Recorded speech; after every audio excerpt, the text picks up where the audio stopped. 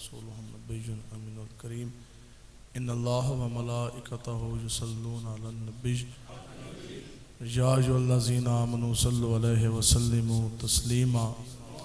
अस्सलातु वस्सलामु अलैका या सय्यदी या रसूलल्लाह व अला आलिका व अस्हाबिका या हबीबल्लाह। अस्सलातु वस्सलामु अलैका या सय्यदी या रसूलल्लाह व अला आलिका व अस्हाबिका या हबीबल्लाह। अस्सलातु वस्सलामु अलैका या सय्यदी या रसूलल्लाह व अला आलिका व अस्हाबिका या खातमन नबिय्यीन।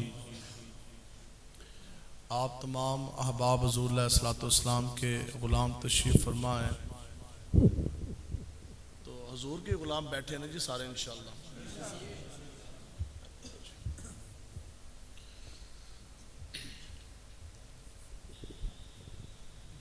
दीन इस्लाम को समझने के लिए इतना सा नुक्ता काफ़ी है कि दीन इस्लाम सिर्फ और सिर्फ ज़ात मुस्तफ़ा का नाम है। दीन इस्लाम सिर्फ और सिर्फ ज़ात मुस्तफ़ा का नाम है और इश्क़ मुस्तफ़ा जैसी दौलत खुदा की कसम पूरे कायनात में कोई नहीं। और इश्क़ मुस्तफ़ा है क्या? आका व मौला हुज़ूर अलैहिस्सलाम ने फरमाया कि हर इंसान की ईमान की कैफियत एक सी नहीं। जिस सीने के अंदर हुज़ूर ने फरमाया कि जितना ज्यादा इश्क़ मुस्तफ़ा होगा इतना ज्यादा उसका ईमान कवी और मजबूत होगा। और इसी तरह हुज़ूर ने फरमाया कि हर सीने के अंदर कुफर की भी कैफियत एक सी नहीं। जिस सीने के अंदर जितना ज्यादा बुग़्ज़ मुस्तफ़ा होगा उसका कुफर भी उतना ज्यादा गंदा और गलीज होगा। तो लिहाजा ये बात साबित हुई कि ईमान और कुफर अगर ये भी है तो ये भी इश्क़ मुस्तफ़ा और बुग़्ज़ मुस्तफ़ा की ही वजह से है।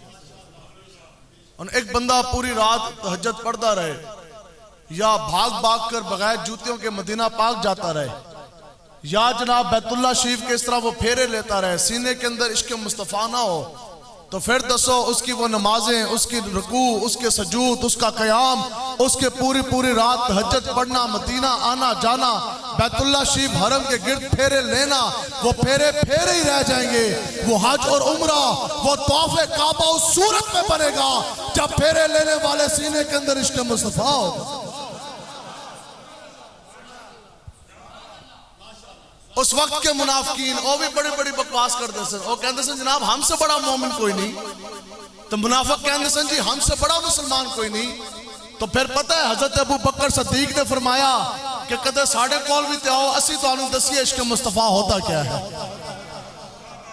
साहबा ने कहा जो तुसी दावे कर दो ना कि हम बहुत बड़े हुज़ूर के गुलाम, हम बड़े आशिक़ मुस्तफ़ा, तो साहबा ने फरमाया कभी हमारे पास भी तो आओ, हम तुम्हें बताएं इश्क़ मुस्तफ़ा होता क्या है।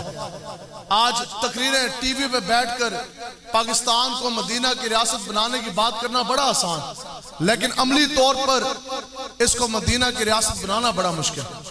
वो इंसान जो अपना चेहरा भी फरमाने मुस्तफ़ा के मुताबिक ना बना सका, वो इंसान जो 6 फुट के वजूद के ऊपर शरीयत का नफाज ना कर सका, जिसके घर के अंदर कुरान नहीं, जिसके दफ्तर में कुरान नहीं, जिसके सफ़ों में इस्लाम नहीं, वो मुल्क पाकिस्तान के अंदर निज़ाम मुस्तफ़ा का शरीयत का नफाज नहीं कर सकता।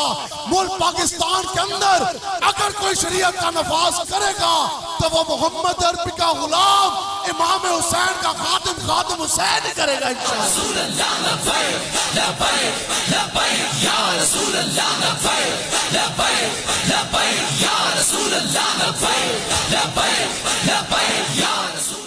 इसलिए आप लोगों ने डरना नहीं है, पूरी जुर्रत और कुव्वत के साथ मोहम्मद अरबी के दीन की पहरेदारी के लिए खड़े होना है इंशाअल्लाह। खासतौर जो आप नौजवान, आज आपके हाथों में इस्लाम का झंडा है। सारे दुनियादारों के झंडे आज अभी के अभी छोड़ने हैं। वादा करें आज के बाद किसी दुनियादार कमीने की गुलामी नहीं होगी। आज के बाद अगर गुलामी होगी तो आमना के लाल जनाब हजरत मोहम्मद मुस्तफा की होगी। आज के बाद किसी तंजीम का, किसी जमात का झंडा नहीं उठाया जाएगा। आज के बाद अगर झंडा उठाया जाएगा तो वो भी लब्बैक या रसूल के नाम का झंडा उठाया जाएगा। या रसूल अल्लाह, या रसूल अल्लाह। हमारे अज़्ज़ा फरमाते सन अमीर मुजाहिदीन, आप फरमाते सन यूं यूं नाल तो चूं चूं के साथ दीन नहीं फैलता। दीन फैलता है कुफर की आंख में आंख डाल जाने के बाद, सीना तान के बात करने से। तो जदों दीन की गल होए तो फिर चूं चूं के साथ आपने बात नहीं करनी। अमीर मुजाहिदीन फरमाते सन कि जदों दीन की गल होए फिर गल इंज करो कि अगले तो एक बारी धूं ते निकले। जो दुश्मना ने दी है उसको पता तो लगे कि मोहम्मद अरबी का गुलाम आया था, वो बात करके गया था।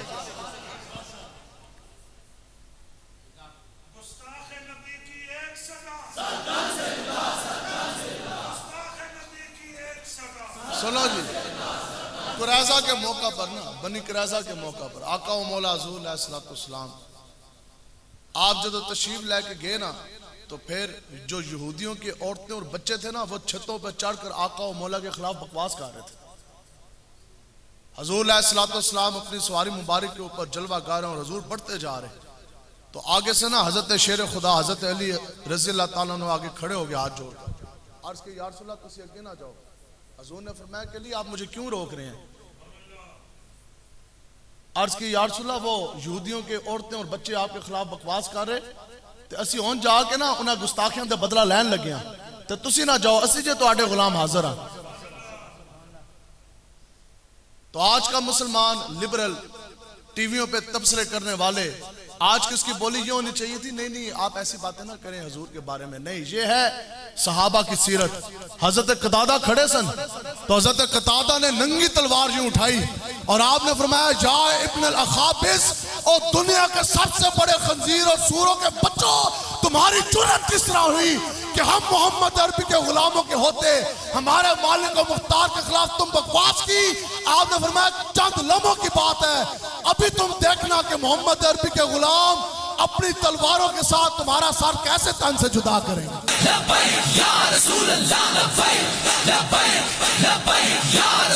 आगे सुनो जी, रहमतुल आलमीन आका व मौला की बोली। हुजूर ने फरमाया जा इफ़्फ़त किरदत वल खनाज़ीर वहबत तागूत। हुजूर ने फरमाया ओ बंदर और खंजीर के भाइयों और शैतान के पुजारियों, क्या अल्लाह तबारक व तआला ने तुम्हें ज़लील और रुसवा नहीं कर दिया? आज तुम अल्लाह के हबीब मुझ मोहम्मद अरबी के खिलाफ बकवास करने लग गए हो। लेकिन दुख की बात, ये बातें आज तक मेंबर से बयान नहीं की गई। मेंबर से ये बातें बयान की कि नहीं नहीं बस ठीक है, पकाओ हलवा ते खाओ हलवा ते मौजा मारो। तो तलवार किसने उठानी थी? हुजूर की इज्जत नामूस पर पहरा किसने देना था? पगड़ी बचाई, दर्स बचाया, मस्जिद बचाई, मेंबर बचाया, घर बचाया, तो हुजूर की इज्जत नामूस को किसने बचाना था? आज अपनी माँ बहन बेटी की इज्जत की पहरेदारी के लिए यहां से लेकर वहां तक सब जोन से हैं वो तैयार हैं। मेरे ते तुम्हारे अंदर इतनी गैरत जरूर है कि हम अपनी माँ बहन बेटी की इज्जत के ऊपर हमला बर्दाश्त नहीं कर सकते, लेकिन क्या हमारे अंदर इतनी गैरत है कि हम अपने नबी रहमत की इज्जत नामूस के लिए मैदान अमल में आ सकें? मेरी और आपकी माँ बहन बेटी का आज तक कोई एक फोटो ना खींच सका, एक खाका ना बन सका, लेकिन दुनिया में 150 करोड़ मुसलमान हो जाने के बावजूद पिछले 10 सालों में 50 लाख से ज्यादा खाके बन चुके हैं हुजूर के। एक दो डॉलर और पाउंड के इवज काफरों ने रोडों के ऊपर, फुटपाथों के ऊपर खाके बना जाने के बाद पोस्टर रख के बेचे गए। बताओ कहां गई हमारी गैरत? दावा तो हर किसी का है मैं बहुत बड़ा आशिक, लेकिन अज़्ज़ा फरमाते सन आशिक का घोड़े का तब पता लगता है जदों मैदान लगे, फिर ही तो पता लगता है कि मोहम्मद अरबी का गुलाम किड़ा सी ते लंबा किड़ा पै गया। आज हर बंदा ये कहता है जी मैं हुजूर का बड़ा आशिक, मैं हुजूर का बड़ा गुलाम, तो जो बंदा थानेदार की आंख में आंख भी ना डाल सका, क्या वो हुजूर का गुलाम है? अभी बाहर एक पुलिस का डाला आ जाए, एक गाड़ी आ जाए, सामने कोई थानेदार आ जाए और तुसी अद्धे बंदे इधरों निकल जाओ, अद्धे उधरों निकल जाओ और मेरी तकरीर का रुख ही बदल जाए, फिर हमसे बड़ा मुदाहनत परस्त और हमसे बड़ा मुनाफिक और रियाकार कौन हुआ? बताओ जी, क्या वो हुजूर का गुलाम, क्या फिर ऐसा इश्क मुस्तफ़ा है, ऐसे आपने नबी के नाम का कलमा पढ़ा, जमीना आस्ते। बताओ जी, हमारे जमीन के ऊपर आज तक कोई बंदा तार नहीं फेर सका, कोई बाढ़ ला सके जनाब कंडे मार के, हमारी जमीन का 1 इंच भी आज तक कोई कब्जा नहीं कर सका। इतनी गैरत और इतनी जुर्रत हमारे अंदर जरूर है। तो जो दीन मुस्तफ़ा की जो सरजमीन है, जो अल्लाह ताला की हदूद है, उनके अंदर काफिर किस तरह दाखिल हो गए।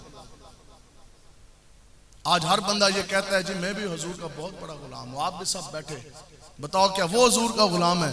आज एक थानेदार की धमकी सह जाने के बाद बंदा कहे जी अल्लाह दा वास्ता है पर्चा ना कटो, मेरा लब्बैक के साथ ताल्लुक नहीं, आप पे पर्चा काट दिया जाएगा, क्रैकडाउन में आपकी गिरफ्तारी हो जाएगी। जनाब ठीक है, मेरा लब्बैक के साथ ताल्लुक नहीं, मैं निजाम मुस्तफ़ा की बात नहीं करूंगा। ऊपर जालिम जाबर हक में जमाना बैठे T20 क्रिकेट मैच के लिए वो मसाजिद को ताले लगाए, मैं फिर भी उसको अपना अमीर मानूंगा।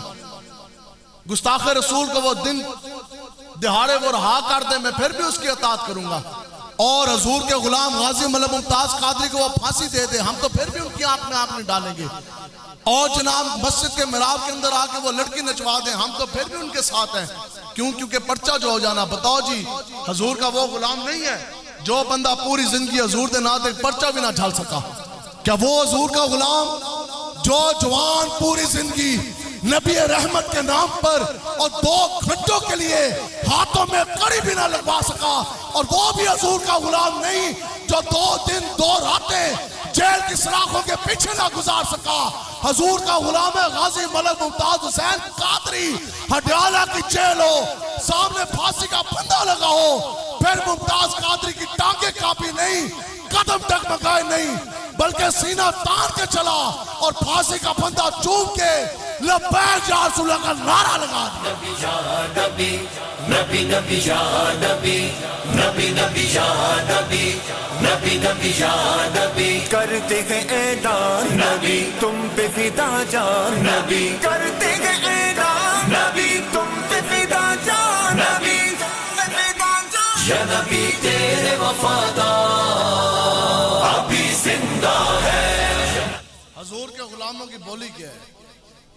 दसों भी आज तक जितने भी अल्लाह के वली गुजरे, आप समझाएं, हम समझने के लिए तैयार हैं। 100, 200, 1000, लाखों उनकी आप शाने बयान करें, लेकिन खुदा की कसम कोई बंदा ये नहीं कह सकता फलां अल्लाह का वली गुजरा, फलां हजूर का बहुत बड़ा गुलाम गुजरा। एक गल ऐसी, सारा कुछ ही ऐसी, लेकिन डरू बड़ा सी। सारा कुछ ही था, लेकिन थानेदार तो उसका तरान निकल सकता नहीं। याद रखो कि मोमिन मुसलमान का रंग और तर्ज एक ही है। मोमिन का सर सिर्फ और सिर्फ अल्लाह तबारक तआला के सामने झुकता है। अल्लाह के सिवा मोमिन का सर फिर कट सकता है, झुक नहीं सकता। और जिस सीने के अंदर जर्रा हो ना इश्क मुस्तफ़ा का, कितना जी? 1 जर्रा जिस सीने के अंदर इश्क मुस्तफ़ा का हो, खुदा की कसम उसके अंदर गैर खुदा का रौब और दबदबा दाखिल ही नहीं हो सकता। मरना ही है ना जी, किससे आप डरते हैं? मौत से डरते हैं। जिंदगी एक मरतबा, मौत एक मरतबा। बंदा ऐसे मर जाता, मोटरसाइकिल पे एक्सीडेंट हो जाता, चलते चलते मर जाता, हार्ट अटैक आए मर जाता। लेकिन अगर मौत आ जाए आका और मौला के नाम पर, तो इससे बड़ी हमारे लिए और क्या खुशकिस्मती है। इस वास्ते तगड़े होकर रहो यार, कुछ भी नहीं है। तुम डरे बैठे हो या तगड़े बैठे हो? अच्छा है दसो, अगर आ जाए थानेदार, वो कहेगा जी मैंने तो पर्चा काटना है, क्यों कि आपने तहफ़्फ़ुज़ नामुस रसालत ताजदार खत्म ने बहुत कॉन्फ्रेंस करवाई, तो फिर बताओ कि कौन कौन हथकड़ी लगवाने के लिए तैयार है जी? बस इतनी सी बात है। जब तो तुम सीना तान के आ जाओगे क्या होगा? कुछ भी नहीं होगा। तो हज़रत इमाम हुसैन ने फरमाया कि जितनी देर से तुम जुल्म के खिलाफ उठोगे उतनी ज्यादा तुम्हें कुर्बानी देनी पड़ेगी। ये मसाजिद अपनी जगह, मदारिस अपनी जगह, और कुरान पढ़ना पढ़ाना ये सब कुछ अपनी जगह, लेकिन खुदा की कसम जिस वक्त तक मोहम्मद अरबी का चमकता दीन तख्त पर नहीं आएगा, जिस वक्त तक हजरत फारूक आजम जैसा आदिल हाकिम ज़माना ऊपर नहीं आएगा, जिस वक्त तक निज़ाम मुस्तफ़ा का नफाज नहीं होगा, तुम लखा मस्जिद बना लो, एक फिर सिपाही आकर तुम्हारी मस्जिद को ताला लगा के वो चला जाएगा। आज मसाजिद बनाने से ज्यादा खुदा की कसम मसाजिद बचाने का वक्त है। मसाजिद तो मुल्क पाकिस्तान में इतनी बन गई, खत्म ही नहीं होती, और अभी भी आप देख लें भरी नहीं जाती। सुबह फजर में भी आप देख लेना कितनी तादाद होगी, जोर में कितनी, असर में कितनी। आज मसाजिद बचाने का वक्त है। ये है जी वो मुल्क पाकिस्तान T20 के क्रिकेट मैच के लिए। क्या मस्जिदों को ताले नहीं लगे? और आप ये सोच सकते हैं, ये बात है, अगर गैरत ईमानी रब से गैरत ईमानी मांगा करें। माँ बहन बेटी की इज्जत बचाने के लिए इंसान के अंदर एक शर्त होना जरूरी है, क्या है? कि उसके अंदर गैरत होना जरूरी है।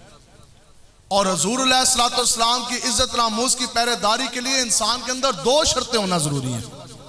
पहली शर्त बाप का एक होना, दूसरी शर्त माँ का नेक होना। उलमाए किराम कसीर तादाद में तशरीफ फरमाए, रब्बे काबा की इज्जत की कसम, आज तक जितने भी हुजूर के गुस्ताख गुजरे हैं ना, खुदा दी कसम एक गुस्ताख रसूल भी हलाली कोई नहीं सी। और कुरान की नस भी यहां मौजूद है, जो हुजूर का गुस्ताख है वो कभी भी हलाली नहीं हो सकता। ये मैं आपको हकीकत बात बता रहा हूं, ये हंसने वाली बात नहीं, ये समझने वाली बात है। कुरान की नस मौजूद है, कुरान की आयत पढ़ के आप हंसेंगे। इधर तो हुजूर अलैहिस्सलाम का गुस्ताख जो है वो कभी भी हलाली नहीं हो सकता। और दूसरी शर्त है जी माँ का नेक होना। हुजूर की इज्जत नामूस का पहरेदार हमेशा वो नेक माँ का ही बेटा होगा। अबू बकर सद्दीक से लेकर हजरत बिलाल हबशी तक, बताओ वो नेक माँ ही। फिर इमाम हसन और इमाम हुसैन जैसे बच्चे हजरत फातिमा ही फिर पैदा कर सकती है। अब डी चौक पे नाचने वाली औरत जो 126 दिन डी चौक में जाकर नाची हो, अब वो औरत कोई रंगीला, कोई अदाकार, कोई शेखू, कोई डब्बू जैसा बेगैरत तो पैदा कर सकती है, मोहम्मद बिन कासिम जैसा हुजूर का गुलाम पैदा नहीं कर सकती। सुल्तान सलाहुद्दीन अयूबी जैसा हुजूर का गुलाम नहीं पैदा कर सकती। सुल्तान महमूद गजनवी जैसा हुजूर का गुलाम नहीं पैदा कर सकती। इतनी बड़ी सल्तनत है, इतनी बड़ी हुकूमत है, और पूरी दुनिया के वफूद हैं, उनसे मुलाकातें हैं, फिर जनाब जंगी तदबीरें हैं, फिर जंगी ट्रेनिंग है। सब कुछ हो जाने के बावजूद महमूद गजनवी साहब रहमतुल्लाह ताला अलैह, आपका ये मामूल था कि आप रोजाना 1,00,000 मरतबा आका और मौला के बारगाह अक़दस में दुरूद पाक का नजराना भेजा करते थे।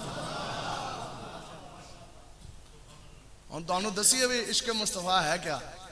साहबा फरमांदे सन मुनाफिकां नूं कदे साडे कोल ते आओ, असी तुहानूं दसीए कि इश्क मुस्तफा होता क्या है। ते असी भी ए सियासियां नूं ते बाकी जमात वालों नूं कहंदे हैं कदे साडे कोल भी ते आओ ना लब्बैक वालियां कोल। हम लब्बैक वाले तुम्हें यह बताते हैं कि इश्क मुस्तफा होता क्या है। उरवा बिन मसूद को कुफार की तरफ से भेजा गया, हुदैबिया का मकाम है, सुलह हुदैबिया के मुज़ाकरात के लिए, और आप उस वक्त के दुनिया के माने हुए सफीर एम्बेसडर थे। कुफार की तरफ से आपको भेजा गया कि जाएं और मुसलमानों के नबी के साथ आप जाकर मुज़ाकरात करें। आप जनाब काफरों की तरफ से आए, जंग का माहौल है, जंग बंदी के लिए मुज़ाकरात करने के लिए उरवा बिन मसूद आए कुफार की तरफ से। और आप जब आए आका और मौला के बारगाह अक़दस में हाजिर हुए, वहाँ मुज़ाकरात हुए। मुज़ाकरात मुकम्मल हो जाने के बाद जब आप वापस गए ना कुफार में, और कुफार की हालत क्या थी ये भी रावी ने लिखा, और ये बड़ी दिलावेज बात है। कुफार की ये हालत थी कि वो इतने आबोताब के साथ आए कि कुफार सारे के सारे जितने भी हैं ना, वो अपनी औरतें भी अपने हमरा लेकर आए थे। कुफार अपने दूध पीते बच्चे भी उठा कर लेकर आए थे मुसलमानों के साथ जंग लड़ने के लिए। क्यों? क्योंकि उन्होंने ये कहा था कि या हम नहीं बचेंगे या हम उनको नहीं छोड़ेंगे, ये हमारी जिंदगी का आखिरी मार्का। दूध पीते बच्चे भी ले गए, अपनी जनाब बीवियों को भी साथ लेकर आए, पूरी जिंदगी की जमा पूंजी, सवारियां, अशरफियां, तमाम जनाब सोना, अंबार के अंबार अपने हमरा लेकर आए, ताकि किसी को भी वापस जाने का दोबारा ज़हन में ख्याल ना आए। तो अब जब उरवा बिन मसूद वापस उनमें लौटे ना, काफरों में जो मुसलमानों के साथ जंग करने के लिए आए थे, और कई हजारों में तादाद थी, मुसलमान तो सिर्फ 1500 सहाबा थे करीब, सामने हजारों का लश्कर। तो जब उरवा बिन मसूद वापस गए तो जाके पता आपने क्या फरमाया?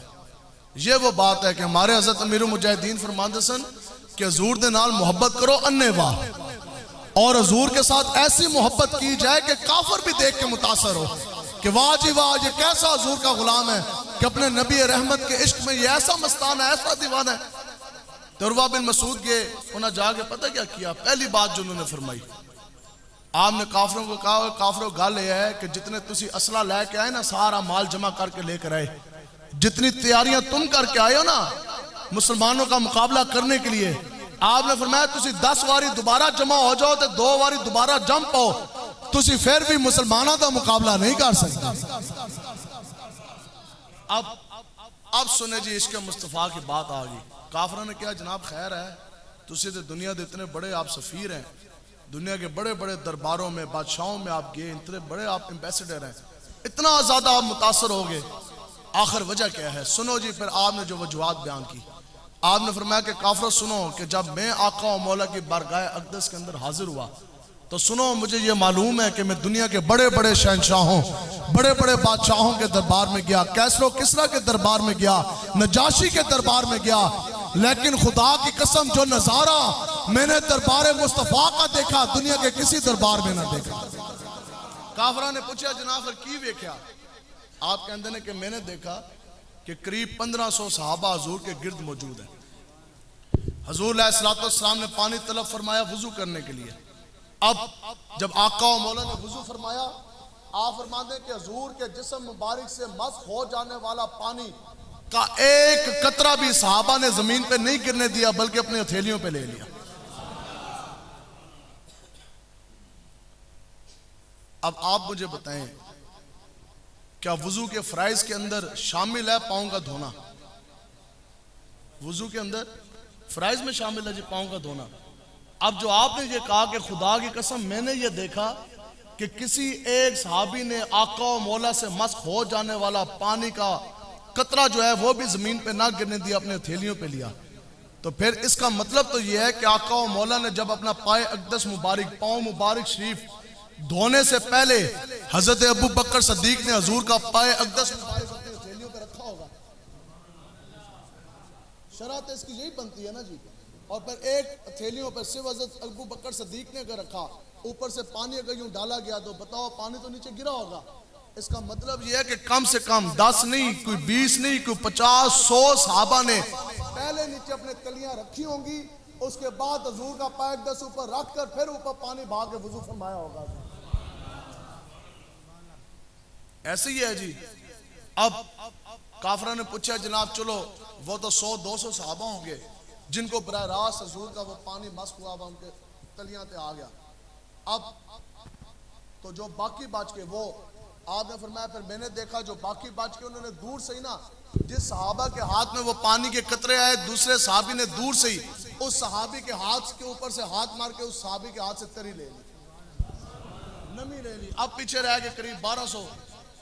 हाँ जी, अब जो 1200-1000 सहाबा पीछे बाकी रह गए। अब तो हजूर अलैहिस्सलाम का जो वो पानी बराह रास्त आया वो भी सहाबा के हाथ से खुश्क हो चुका, जो नमी थी वो बाकी सहाबा ने ले ली। अब जो बाकी रह गए उन्होंने क्या किया? तुरवा बिन मसूद ने फरमाया उन्होंने ये किया कि जिस जिस सहाबी रसूल के हाथ में वो पानी का कतरा आया तो दूसरे सहाबी ने दूर से ही उस सहाबी के कंधे पे या कमर पे यूं हाथ मल के उसने बरकत हासिल कर ली। ये है जी इश्क मुस्तफ़ा, और ये है वो सहाबा का अकीदा जो बराह रास्त हम सुन्नियों तक पहुंचा है जी। आगे आप फरमाते हैं फिर आका और मौला ने अपने लौब दहन मुबारक, अपनी थूक मुबारक की शरीफ, अगर लौब दहन मुबारक आका और मौला ने अपने मुंह मुबारक शरीफ से नीचे फरमाया है, आप कहते हैं कि खुदा की कसम साहबी रसूल ने वो भी जमीन पे नहीं गिरने दिया, अपने तलियों पे ले लिया। उन्होंने पूछा जनाब फिर क्या किया? उन्होंने हाथ धोए। उन्होंने कहा नहीं, मैंने ये देखा कि साहब रसूल ने आपका लौब दहन मुबारक शरीफ यूं करके खा लिया। और फिर आका और मौला ने अपनी जुल्फ मुबारक शरीफ तुरशवाई। आप फरमाते हैं कि साहबा ने एक आपका कटा हुआ बाल मुबारक शरीफ जो है वो जमीन पे नहीं गिरने दिया। और फिर आपने फरमाया जलियो जो गुलाम अपने नबी का पानी का कतरा मस्क हुआ हुआ जमीन पे नहीं गिरने देते तो क्या वो अपने नबी का खून का कतरा गिरने देंगे? उन्होंने कहा तुसी उन्हां दे नाल मुकाबला नहीं कर सकते। हजरत अनस बिन मालिक रज़ी अल्लाह तआला अन्हु, आप हजूर अलैहिस्सलाम के खादिम खास रहे हैं, 10 साल बराह रास्त आका और मौला की आपने खिदमत की। सुभान अल्लाह। सुने जी अकीदा, आप फरमाते हैं कि आका और मौला हजूर अलैहिस्सलाम का रंग इतना चमकदार था और इतना रोशन था कि वो हम बयान ही नहीं कर सकते। आगे हजरत अनस बिन मालिक फरमाते हैं फिर दुनिया का मोटा या बारीक रेशम वो इतना नरम नहीं था जितनी आका और मौला के थैली मुबारक शरीफ नरम थी। उसके बाद आप फरमाते हैं कि आका व मौला हुज़ूर अलैहिस्सलाम को जब भी पसीना मुबारक शरीफ आया, आप फरमाते हैं कि वो देखने में ऐसे लगता था जैसे आपके जिस्म मुबारक के ऊपर चमकते मोती आ गए हों। आगे आप फरमाते हैं कि खुदा की कसम दुनिया की कोई ऐसी खुशबू, कोई ऐसी कस्तूरी या अंबर मैंने ऐसी नहीं सूंघी जिसकी खुशबू आका व मौला के बदन मुबारक शरीफ से आने वाली खुशबू से बेहतर और ज्यादा खुशबूदार।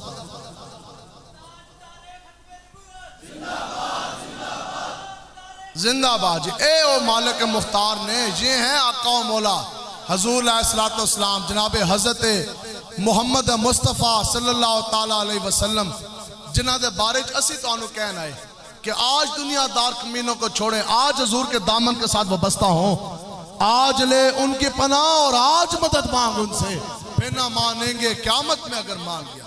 सुने जी हुज़ूर की शान कैसी है।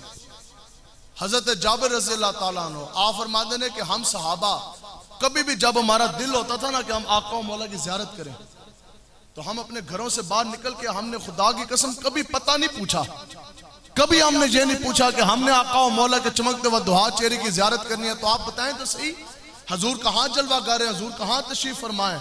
आप फरमाते रहे नहीं, कहते कि हम मदीना की गलियों में आते थे और आज जाने के बाद गहरी सांस के साथ इस तरह हम सूंघते थे। कहते ने जिस तरफ से, जिस गली से, जिस कूचे से खुशबू के झोंके महक रहे होते थे हम उस तरफ चल जाते थे।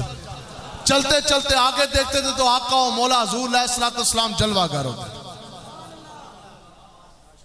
हजरत उतबा बिन फरकत रज़ी अल्लाह ताला अन्हु आपकी 4 बीवियां थी निकाह में, और ये रवायत आपकी 4 बीवियों से है।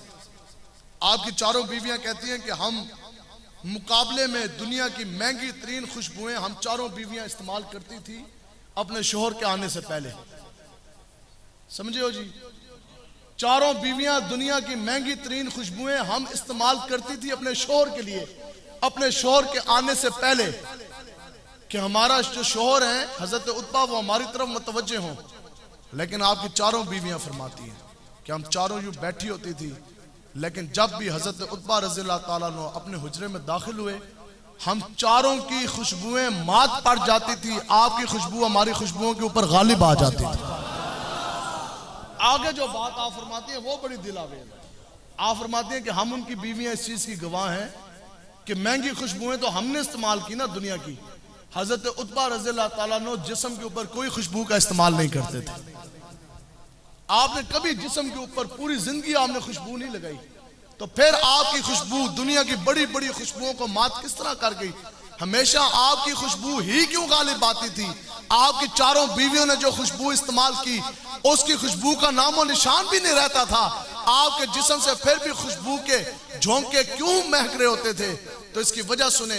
जब बीवियों ने पूछा जनाब आखिर इसकी वजह क्या है, तो आप सुने जी आपने क्या आगे से फरमाया।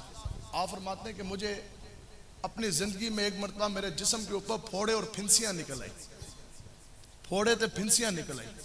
आप फरमाते थे कि मैं अपनी शिकायत लेकर आका व मौला की बरगाह अक़दस में हाजिर हुआ। हजूर मेरी तरफ देखे, हजूर मुस्कुराए, हजूर ने फरमाया मेरे गुलाम अपना कुर्ता उतार के मुझ मोहम्मद अरबी के सामने बैठ जा। आप फरमाते ने मैंने कुर्ता उतारा, पूरा जिस्म फोड़ों और फिंसियों से भरा हुआ था। आप फरमाते ने मैं कुर्ता उतार के हजूर के सामने बैठा। आका व मौला ने अपनी एक फूंक मुबारक शरीफ अपने दाएं हाथ के ऊपर फरमाई, फिर दाएं हाथ को बाएं हाथ के साथ मस किया, फिर आका व मौला ने सिर्फ एक लम्हे के लिए अपना एक दस्ते अक़दस, एक अपना हाथ मुबारक शरीफ मुझ उतबा के सीने पे फेरा, दूसरे मेरी पुश्त पे फेरा। कहते ने उसी लम्हे फोड़ी फिंसियों का नामो निशान भी बाकी ना रहा। कहते ने वो दिन आज का दिन फिर मेरे जिस्म से ऐसी खुशबू महकने लगी कि दुनिया की महंगी से महंगी खुशबू कस्तूरी अंबर भी मेरी बदन की खुशबू के आगे मात पड़ जाती है। तो आया न डरते क्यों बदनसीबा, हजारा रंगा विच रंगे दे। हजूर की गुलामी करनी है, हजूर की गुलामी करनी है, करेंगे ना जी इंशाअल्लाह। और दुनियादारों के निज़ाम के लिए नहीं दौलत खर्च करनी, हजूर के निज़ाम के लिए खड़े होना है। निज़ाम मुस्तफ़ा का हमने नफाज करना है इंशाअल्लाह। कर सो जी इंशाअल्लाह। तहरीक लब्बैक का साथ देंगे ना फिर इंशाअल्लाह। इंशाअल्लाह हमने निज़ाम मुस्तफ़ा का नफाज करना है। हजूर की इज़्ज़त की पहरेदारी के लिए दो बातें होना ज़रूरी हैं, बाप का एक होना, माँ का नेक होना। खैबर के मौका पर मुसलमान और काफिर जब आमने सामने खड़े हुए तो काफिरों की तरफ से बहुत बड़ा बदमाश सामने आया और उसने मुसलमानों को ललकारा। उसने कहा, सुनो, दुनिया मुझे मरहब के नाम से जानती है और मेरा इतना जोरे बाजू, मैं दुनिया का ताकतवर तरीन इंसान, और मेरा इतना जोरे बाजू है कि मैं अकेले तनहा 100 बदमाशों को गिरा सकता हूं। है तुम में से मुसलमानों में कोई ऐसा जो मुझ मरहब का मुकाबला कर सके? तो फिर आका व मौला हुज़ूर अलैहिस्सलातु वस्सलाम ने शेर खुदा हैदर करार को रवाना किया। तो आप जब उसके मुकाबले में जाके खड़े हुए ना, तो पता है आपने क्या फरमाया? आपने फरमाया कि मरहब सुन, दुनिया तुझे मरहब के नाम से जानती होगी, माना तू बहुत बड़ा पहलवान, तू बहुत बड़ा बदमाश, तेरी बहुत बड़ी ताकत, 100 बंदों को तू गिरा सकता होगा, लेकिन मरहब सुन, मेरी मां ने मेरा नाम हैदर रखा है।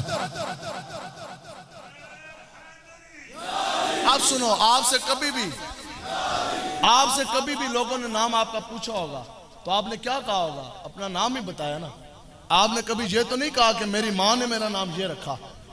तो हजरत मौला कायनात ने ये क्यों फरमाया कि मरहब सुन, मेरी मां ने मेरा नाम हैदर रखा? आपने ये इसलिए फरमाया कि क़यामत तक ये मसला समझाना मकसूद था कि जब जब भी हजूर के दुश्मन के सामने सीना तान कर मैदान के अंदर कोई हजूर का गुलाम निकलेगा तो वो हमेशा नेक माँ का ही बेटा होगा। हमेशा नेक माई मैदान अमल के अंदर कभी हैदर करार को भेजेगी, कभी इमाम हसन हुसैन को भेजेगी, और क़यामत तक अगर हुसैन का खादिम हुसैन भी सीना तान कराएगा तो वो भी नेक माँ का ही बेटा होगा।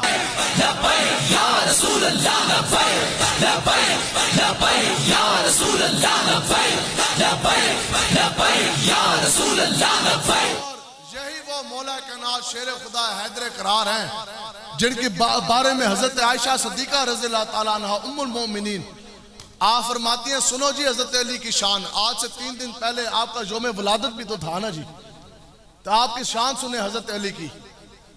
आपको अल्लाह तबारक व तआला ने इस शान से नवाजा था कि जब कभी भी आप घोड़े के ऊपर सवार होते थे ना, तो भी एक पाँव घोड़े की ज़हन में रखकर आप अभी दूसरा पाँव रखने लगते थे, यानी पूरा सवार होते होते अलिफ लाम मीम से लेकर वन नास तक पूरे कुरान मजीद की आप तिलावत फरमा दिया करते थे। बताओ भी घोड़े के ऊपर सवार होने का कितना वक्त दरकार है? घोड़े के ऊपर सवार होते होते अलिफ लाम मीम से लेकर वन नास तक पूरे कुरान मजीद की आप तिलावत फरमा देते थे। हजरत आयशा सिद्दीका रज़ियल्लाहु ताला अन्हा बंद कमरे में वालिद गिरामी के साथ बैठी हैं और अर्ज करने लगी कि हजरत अबू बकर सदीक को कि जनाब मैंने अक्सर ये देखा, सुने जी ये तो जो काले मुंह वाले काले दिल वाले हैं, ये तो वो फितने फैलाते हैं ना कि सहाबा का आपस में इख्तिलाफ था। जो हजरत अबू बकर सदीक को जो मोहब्बत अहले बैत के साथ और हैदर करार के साथ थी, आज पूरी दुनिया की मोहब्बत में मिला ली जाए तो उस मोहब्बत तक नहीं पहुंचती। और सुनो कैसी मोहब्बत, हजरत आयशा सिद्दीका रज़ियल्लाहु ताला अन्हा आप फरमाती ने कि मैंने अपने वालिद गिरामी से पूछा कि अब्बा जी मैंने अक्सर देखा कि जब कभी भी सहाबा का मजमा लगा होता है तो अबू बकर सदीक को अब अर्ज करने लगी कि मैंने देखा आप टिकी लगाकर इस तरह मुसलसल लगातार आप हजरत अली के चेहरे को देखते जाते हैं। हजरत अबू बकर से पूछा अपने वालिद गिरामी से कि हजरत आखिर इसकी वजह क्या है? तो पता है हजरत अबू बकर सदीक ने क्या फरमाया? आपने फरमाया कि बेटी सुनो, मैंने खुद अपनी कानों से ज़बान मुस्तफ़ा से सुना कि हुज़ूर ने फरमाया कि मेरे गुलाम इस हैदर करार अली का चेहरा देखना भी इबादत है। पहली रवायत। दूसरी रवायत आप फरमाते हैं कि हुज़ूर ने फरमाया कि जिसने अली का चेहरा देखा वो भी इबादत, और जिसने अली को जाते जाते अली की पुश्त देखी, अली को जाते जाते देखा, अली को यूं जाते जाते देखना भी इबादत है। अब जिन्होंने हजरत अली का जमाना नहीं पाया, हमने ना चेहरा देखा ना आपको जाते जाते देखा, तो फिर हमारा भी कोई हिस्सा है कि नहीं? तो सुनो हजरत आयशा सिद्दीका रज़ियल्लाहु ताला अन्हा आप फरमाती हैं कि जिसने अली का चेहरा ना देखा, और जिसने अली को जाते जाते भी ना देखा, जिसने अली का जमाना ना पाया, तो वो सिर्फ और सिर्फ अली अली कर दे। अली का नाम लेना, अली का जिक्र करना भी इबादत है।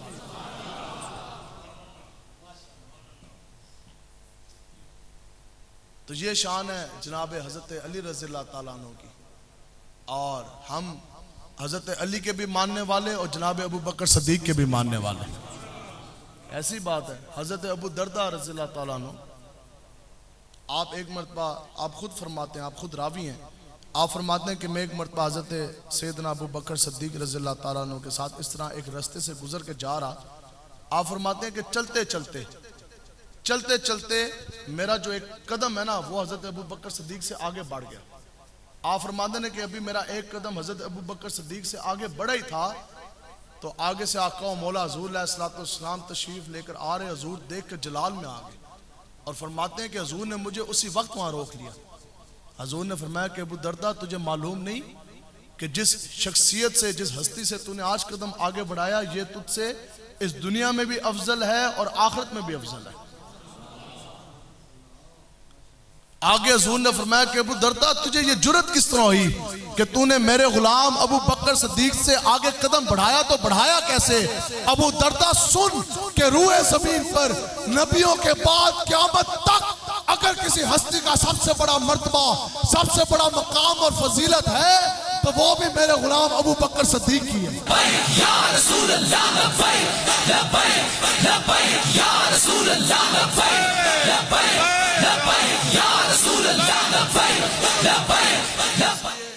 हमने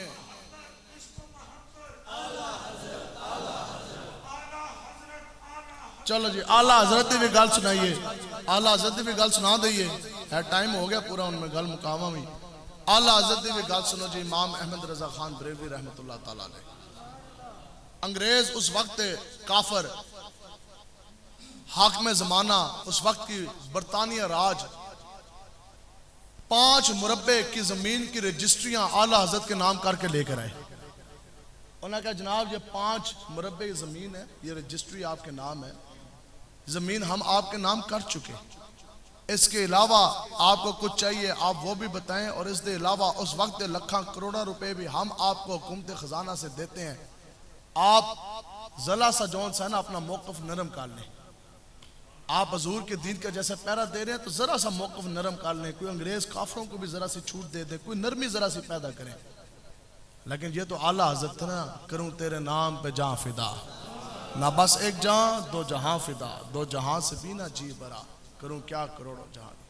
आपने जो तारीखी जुमला फरमाया, आपने फरमाया ओ अंग्रेजों काफरों, ये 5 मुरब्बे नहीं बल्कि पूरा हिंदुस्तान, फिर पूरा हिंदुस्तान नहीं पूरी दुनिया भी अगर तुम मुझ आला हजरत के नाम कर दो तो मैं पलक झपकने के बराबर भी हजूर के नाम से बेवफाई नहीं कर सकता।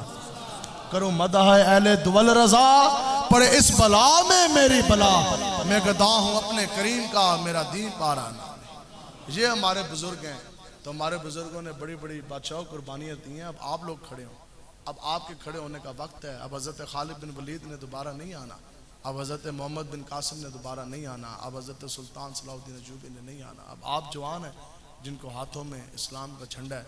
हजूर ने 74 जंगें लड़ी निज़ाम मुस्तफ़ा के नफाज के लिए। दौरे सिद्दीक़ अकबर में एक दिन में 80 मुरब्बा मील से ज़्यादा इलाका फतह हुआ। आज मैं और आप ऐसे मुसलमान हैं लाडले कि हम 1 इंच भी ज़मीन काफरों से नहीं ले सके। 36 लाख मुरब्बा मील से ज़ायद पूरी दुनिया में वो सरजमीन, वो ज़मीन का टुकड़ा था जिसके ऊपर आका और मौला के नाम का झंडा लहराता था, निज़ाम मुस्तफ़ा का नफाज था। हजूर आए बनकर रहमतुल आलमीन। दुख के साथ पूरी दुनिया में 1.5 करोड़ से ज़ायद मुसलमान हम मौजूद हैं, लेकिन इस दुनिया के अंदर खुदा की कसम 1.5 फुट कितना होता है? 1.5 फुट भी ज़मीन का इतना हिस्सा नहीं है जिस हिस्से के ऊपर निज़ाम मुस्तफ़ा का नफाज हो। 1.5 फुट भी पूरी ज़मीन के ऊपर ऐसा हिस्सा नहीं है जिसके ऊपर कुरान के कानून का नफाज हो। बताओ क्या आपकी ज़िंदगी इसलिए है? मेरी ज़िंदगी का मकसद तेरे दीन की सरफराजी, मैं इसलिए मुसलमान, मैं इसलिए नमाजी। हमारी ज़िंदगियों का मकसद कभी तो रात को आप सोचें जाकर, क्या आप पैदा इमरान खान के लिए हुए थे? क्या आप पैदा नवाज शरीफ के लिए हुए थे? क्या आप पैदा जरदारी के लिए हुए थे? क्या आपकी ज़िंदगी का मकसद पीपल्स पार्टी, नून, PTI का निज़ाम लाना है या मोहम्मद अरबी का निज़ाम मुस्तफ़ा को लाना है? हजूर ने फरमाया कि ये देखें जी काबतुल्लाह, ये काबा है, इसको देखेंगे तो फिर आपको हदीस मुबारक समझ आएगी। हजूर अलैहिस्सलाम ने जब काबतुल्लाह की तरफ देखा ना, हजूर की निगाहें बैतुल्लाह शरीफ की तरफ थी, तो हजूर ने यूँ इशारा करके मुखातिब फरमाया। हजूर ने फरमाया कि बैतुल्लाह, हमें यह मालूम है कि तू अल्लाह का घर है, हमें यह भी मालूम कि तेरी बहुत बड़ी इज्जत, तेरा बहुत बड़ा मर्तबा मकाम है, लेकिन वो इंसान जिसने मुझ मोहम्मद अरबी के नाम का कलमा पढ़ा, उसकी इज्जत, उसका मर्तबा और मकाम काबतुल्लाह तुझसे भी बढ़कर है। मुझे और आपको हजूर अलैहिस्सलाम इतनी ज्यादा इज्जत दे के गए। हजूर ने फरमाया कि काबतुल्लाह से ज्यादा हमारी इज्जत है। लेकिन दुख की बात, आज अगर मुसलमान अपनी शक्ल बनाता है तो यहूदी की तरह, लिबास पहनता है तो वो भी मूदी और नसरानियों की तरह, बोल चाल का, रंग ढंग का अगर अंदाज बनाता है तो वो भी हिंदुओं की तरह। आप बताओ कि आज आप दर मुस्तफ़ा से दूर होकर अगर आप किस तरफ जा रहे हैं और आपको क्या मिलेगा? मिलेगा क्या? मैं आज आपको बताता हूँ। आज जिन लोगों ने हजूर के साथ बेवफाई की है ना, हजूर की शरीयत पर वो नहीं चले, बेहयाई की तरफ वो चले गए, जालिमों का उन्होंने साथ दिया, तो फिर क्या हुआ कि जब बड़े हुए ना, जब उनकी औलादें बड़ी हुई, तो फिर उन्हीं की बेटों ने उनके बापों के मुंह के ऊपर चपेड़े भी मारी।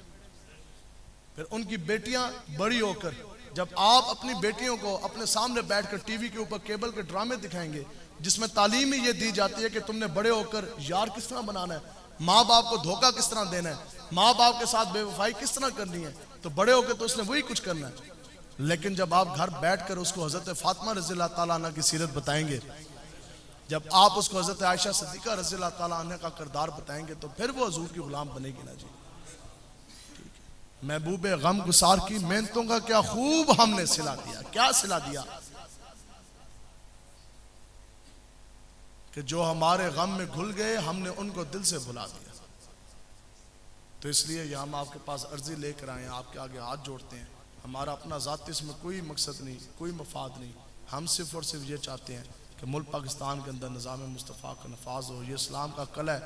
आज सामने कश्मीर में हिंदू सिख, मैं खुद 3 बेटियों का बाप, आप ये चाहते हैं कि आपकी आंखों के सामने, हमारी आंखों के सामने, मेरी आंखों के सामने हिंदू और सिख का जिस बच्ची पे दिल आए वो उसको कंधे पे उठा कर ले जाए, उसकी इज्जत तार तार कर दे। लेकिन कश्मीर के अंदर ये हो रहा है। और आज अगर आप ये कुफराना निज़ाम को आप अड़ेका नहीं लगाते तो ये तो अमरीका की कॉलोनी बन जाएगी, ये तो यहूदियों का एक किला बन जाएगी, ये तो यहूदी की कॉलोनी बन जानी। फिर क्या होगा? फिर यहूदियों का, और जब अंग्रेज साम्राज्य ने इधर आ जाना, जिनको हमारे बुजुर्गों ने खून के नजराने देकर, खून की नदियां बहाकर इधर से फारिग किया, मुल्क पाकिस्तान बनाया, तो जब वो इधर से आ जाएंगे तो फिर बताओ किसकी माँ बहन बेटी की इज्जत बाकी रहेगी? ये बातें बड़ी दर्द वाली हैं। आप बताओ कि हमारी सकी बहन या हमारी बेटी, जो बुजुर्ग हैं आपके लिए ये है कि आपकी बेटी और हमारी बहन सकी अगर अमरीकी जेल के अंदर हो, तो फिर बताओ कि हमारी इधर मौजी हैं। डॉक्टर आफिया सिद्दीकी इस्लाम की बेटी नहीं है, हमारी बहन नहीं है। और जिनको आप मानते हैं ना अपना हाकिम, और जिनको आप सदर वज़ीर आज़म मान चुके, और आप कहते हैं जी ये हमारे बड़े सके हैं। सुने, ये जो पिछली हुकूमत गुजरी, इमरान खान तो ये कौम के साथ वादा करके आया था कि मैं जब भी वज़ीर आज़म बनूंगा, PTI की हुकूमत आएगी, हम डॉक्टर आफिया सिद्दीकी को रहा करेंगे। आज 4 साल हो चुके, एक लेटर ये नहीं लिख सके। हम क्यों बात कर रहे हैं डॉक्टर आफिया सिद्दीकी की? क्यों? क्योंकि वो इस्लाम की पहरेदार है। उसका कसूर सिर्फ इतना है कि उसने अपनी जुबान से ला इलाहा इल्लल्लाह मोहम्मद रसूलुल्लाह का इजहार किया है। अब सुने, बस मैं ये बात खत्म करता हूँ, बात में बड़ी लंबी हो जानी। गल यह है कि जफर मानदसन गल इधर मुक दी है कि जिसको समझ आए उस वास्ते गल ही काफी है। तो जिसको नहीं समझ आई वो हजूर का जमाना पा के भी, दिन रात हजूर के चमकते चेहरे की जियारत करके भी, फिर भी वो मुनाफिक दा मुनाफिक, काफिर दा काफिर ही रहा। ये तो अपने अपने नसीब की बात है। तो अब सुने डॉक्टर आफिया सिद्दीकी साहिबा की बात, बस मैं बात खत्म करता हूँ। आप फरमाती हैं आपने खुद अपनी बहन को बताया और उन्होंने फिर आगे हमें बताया, बयान किया। आप फरमाती हैं कि पिछली जो हुकूमत थी ना, नून लीग, कहती हैं कि जो पिछला सदर था अमेरिका का, उसके दिल में कुछ रहम आया होगा कि मुसलमानों की बच्ची, आज करीब 20 साल हो चुके हैं डॉक्टर आफिया सिद्दीकी के, ठीक है। और कहां से मुशर्रफ ने उसको मुल्क पाकिस्तान से बेचा, कीमत हासिल की, पैसे लिए गए, तब उसको बेचा गया, अमेरिका के जहाज बुलाकर जहाज में बिठाकर रवाना किया गया और गिरफ्तारी उसकी अफगानिस्तान से डलवाई। अब आप फरमाती हैं कि अमेरिका का जो सदर है उसने पिछली हुकूमत को उसने खत लिखा और उसने सिर्फ एक बात उसने लिखी, उसने कहा आप सिर्फ और सिर्फ मुझे लेटर लिख दें, सिर्फ आप लेटर लिख दें। लेटर लेकर डाकी ने भी नहीं जाना था, यहां से फैक्स या ईमेल होनी थी। आप लेटर लिख दें और उस लेटर के अंदर एक जुमला लिखें कि Aafia Siddiqui may kindly be release on compassionate basis, कि आफिया सिद्दीकी को इंसानी हमदर्दी के जज्बे के तहत रहा कर दिया जाए। अमेरिकी सदर ने कहा आप ये एक लाइन लिख के भेज दें, हम आफिया सिद्दीकी को छोड़ देते। दुख की बात, जिनको आपने अपना हाकिम माना वो तो हमारी इस्लाम की बेटी के लिए एक लाइन भी ना लिख सके, तो ये हमारी माँ बहन बेटी किसने बचाएंगे? जो नए आए इन्होंने तो लोगों की माँ बहन बेटियों को थर थर करके जनाब डी चौक में नचाया। सुनो, ये है वो, हाँ फजा में हो तुम नसारा तो तमद्दन में हनूद, ये है वो मुसलमान जिनको देख के शर्माए यहूद। लेटर नहीं लिख सके। अब जब लेटर नहीं लिख सके, अब सुने जी डॉक्टर आफिया सिद्दीकी साहब आप क्या फरमाती हैं? कहती हैं मेरे दिल में फिर एक, हमने भी चूंकि जेलें काटी अल्हम्दुलिल्लाह, अब तो 5 साल होने को हैं, 5 साल से जेलें काट रहे हैं, तो ठीक है मुश्किल होती है, लेकिन जेल असल मुश्किल तब होती है जब रहाई की कुछ उम्मीद आ जाए ना, फिर बंदा इस तरह रात जेल में बैठा होता है, कहता अच्छा जी कल मेरा रहा होना है, कल तारीख है, परसों रहा होना है। जब रहाई की उम्मीद आ जाए ना, जब रहाई की उम्मीद आ जाए तो फिर उसके बाद वक्त गुजरना मुश्किल होता है। आप फरमाती हैं कि 20 सालों के बाद दिल के अंदर एक रहाई की उम्मीद आई और पता लगा कि सिर्फ और सिर्फ एक लेटर लाइन की बात। उन्होंने कहा अभी के अभी लेटर वहां से लिखने हैं हमारे मुसलमान हुक्मरानों ने और मैंने तो यूं चले जाना है। कहती हैं कि मैंने देखा पूरा अमरीकियों का वफद आया, साथ फौजी आए। कहती हैं मैं खुश होकर खड़ी हुई, 20 साल की कैद थी और मैं जैसे ही खड़ी हुई मेरे अभी मैं मुंतजिर थी कि मेरे कानों में ये आवाज़ पड़ेगी कि उठें आपका लेटर आ गया, हम आपको रहा कर रहे। सुनो, आप फरमाती हैं पता है मुझे काफिरों ने क्या कहा? उन्होंने कहा जिनके साथ तुम आस उम्मीद लगाई बैठी हो वो तो तुम्हारी राय के लिए एक लेटर भी ना लिख सके।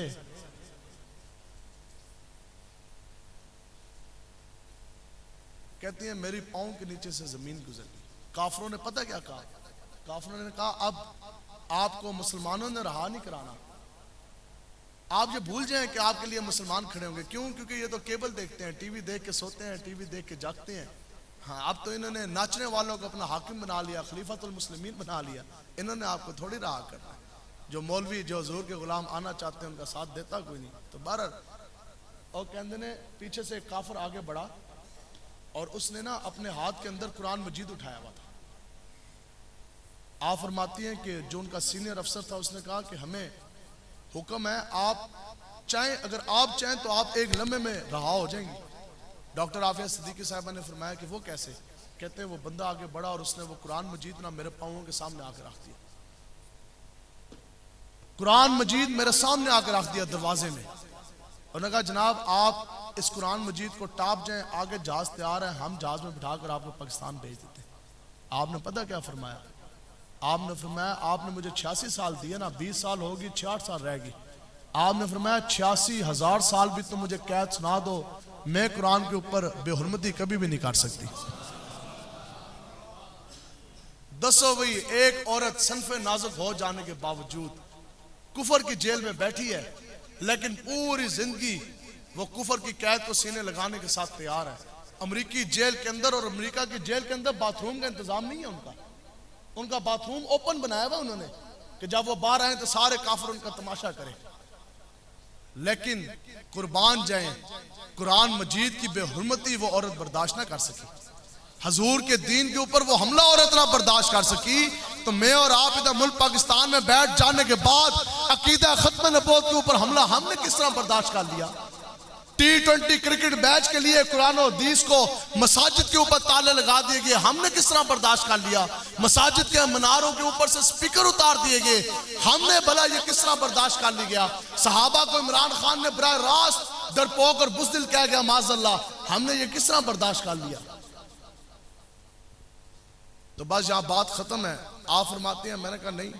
कहते हैं फिर मैं यूं बैठ गई और कहती हैं अब तो ऐसा मेरे दिल के ऊपर इतना दुख आया और इतना अफसोस आया। कहते हैं मैं बैठी मैं रोने लग गई।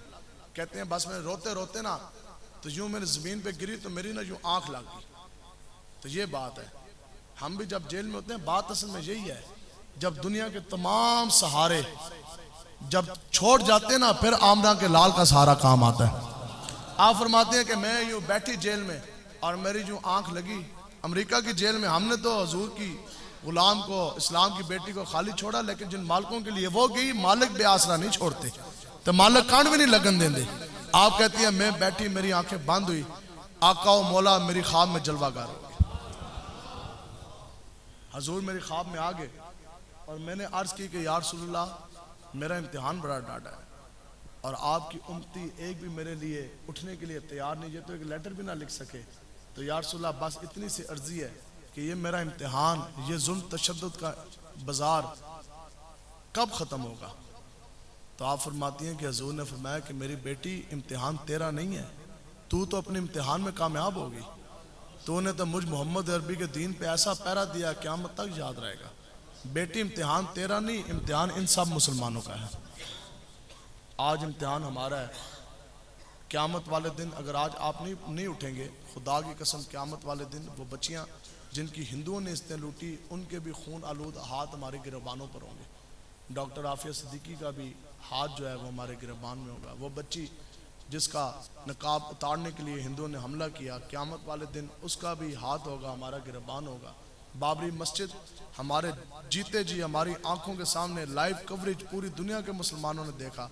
हिंदुओं ने पूरी बाबरी मस्जिद शहीद कर दी, 12 बजे चढ़ाई की, 5 बजे तक पूरी बाबरी मस्जिद शहीद कर दी। एक भी मुसलमान अल्लाह के घर को बचाने के लिए ना निकला। आज भी बाबरी मस्जिद की ईंटें हिंदू सिखों के घरों में मौजूद हैं। क़यामत वाले दिन वो ईंटें भी हमसे जवाब मांगेंगी। आज 1,70,000 यहूदियों की फ़ौज है, 1,70,000 यहूदियों की फ़ौज है और किबला अव्वल उनके पंजे में है। क़यामत वाले दिन वो किबला अव्वल मस्जिद अक्सा भी हमसे जवाब मांगेगा। और बस बात ये है कि हमने इंशाल्लाह उठना है, अभी भी देर नहीं हुई, आज भी वक्त है, आज आप उठें, आज आप उठें, इंशाल्लाह मुल्क पाकिस्तान में निज़ाम मुस्तफ़ा का नफाज होगा। तो इस वादे के साथ कलाम और बात ख़त्म है कि इंशाल्लाह जान जाती है तो चली जाए, लेकिन आका व मौला की ग़ुलामी के अदाब ना जाने पाए। मैं आज भी इनको ये कह रहा था, पीर वही है जो तुसी कोई दीनी मजहबी बंदा अगर आपने आजमाना है ना, आज मैं आपको इतना सा कुलिया दे रहा हूँ, अगर आपने किसी दीनी मजहबी रहनुमा, किसी पीर फ़कीर या हमारे जैसे किसी मौलवी को अपनाना है या आपने उसको मानना है, आप हमें भी कहें ठीक है मौलाना साहब, आप हमारे लिए काबिल एहतराम हैं, आप हमारे ज़िले के अमीर हैं, हम आपके इताअत करते हैं, हम आपको मानते हैं, लेकिन पीर जी मौलवी जी पैसे वाला मजाक नहीं है तुहाडे नाल, असीं तुहानू रुपया भी नहीं देना, फिर तुहानू पता लगेगा कि वो बंदा दीन के साथ कितना मुखलिस है और आपके साथ कितना मुखलिस है। हजूर ने फरमाया कि बदतरीन है वो इंसान जिसने दुनिया कमाने के लिए अपना दीन बेच डाला। तो हमारे हज़रत अमीर मुजाहिदीन, हम दीन बयान करते हैं अल्हम्दुलिल्लाह, और पूरे मुल्क में कई जगहों पे जाते हैं और दिन में कई मरतबा जाते हैं, लेकिन पूरी दुनिया में खुदा की कसम कोई बंदा ये नहीं कह सकता कि हमने कभी किसी से 1 रुपया भी मांगा हो। तो इसलिए जब आपको बेलौस और अच्छे लोग मिले हैं, अमीर मुजाहिदीन फरमांदे सन कि आज साढ़े नाल खलो जाओ, कल तुहानू साढ़े जिहा भी कोई नहीं मिलना, आज हमारे साथ खड़े हो, आज वक्त है, तो इंशाल्लाह मेहनत करेंगे जी, इंशाल्लाह मैदान लगने जा रहा। बेयकीनी नहीं करनी, बेयकीनी नहीं करनी, गुलामी कुत्ते से भी बुरी है और बेयकीनी जो है वो गुलामी से भी बुरी है। कुत्ता नजस है, गंदा है, उससे भी जो गंदी चीज़ है वो गुलामी है, और गुलामी से भी जो गंदी चीज़ है वो बेयकीनी है। अगर हजूर के गुलाम बेयकीन होते ना, अगर उन्हें अल्लाह तबारक तआला पे तवक्कल ना होता, अगर इश्क़ मुस्तफ़ा पर उनको नाज ना होता, तो आज दीन इस्लाम में यहाँ तक नहीं आना था, तो फिर बगैर तलवारों के उन्होंने कुफर को नहीं डालना था। तो ये हमारा अल्लाह तबारक तआला पे तवक्कल है, और खुदा की कसम इस दुनिया से ज़्यादा, हर चीज़ से ज़्यादा हमें इस चीज़ पर यकीन है, हमें इस चीज़ पर ईमान है कि वो वक्त दूर नहीं है कि जब निज़ाम मुस्तफ़ा का नफाज होगा। हजूर का दीन गालिब रहने के लिए आया, हजूर का दीन गालिब होगा, कुफरिया निज़ाम गिरेगा।